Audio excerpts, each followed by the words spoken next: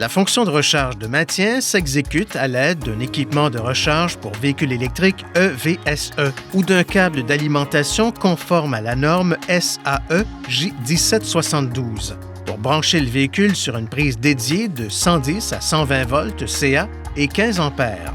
La durée de recharge peut varier selon votre véhicule.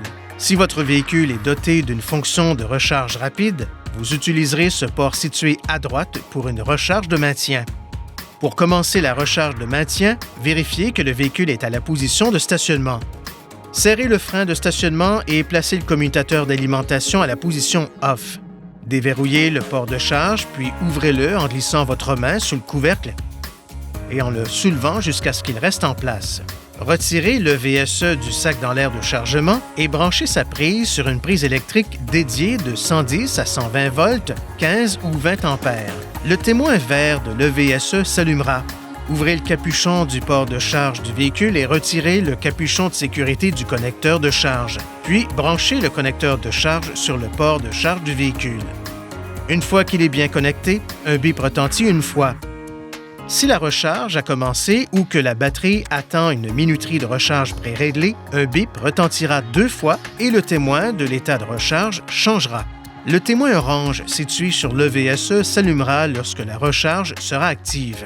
Le témoin vert demeure allumé. La recharge ne commencera pas tant que le véhicule fonctionne. Pour arrêter la recharge, assurez-vous que le verrouillage du connecteur de charge n'est pas activé. Appuyez sur le bouton situé sur le connecteur de charge, déverrouillez-le, puis branchez le connecteur de charge du port. Fixez le capuchon de sécurité à l'EVSE et débranchez l'unité de la prise dédiée. Rangez l'EVSE dans son étui et remettez-le dans l'aire de chargement. Enfin, fermez le capuchon du port de charge de votre véhicule, puis refermez le couvercle du port de charge. La recharge de maintien peut être utilisée avec la charge immédiate, la charge à distance et les fonctions de minuterie de recharge.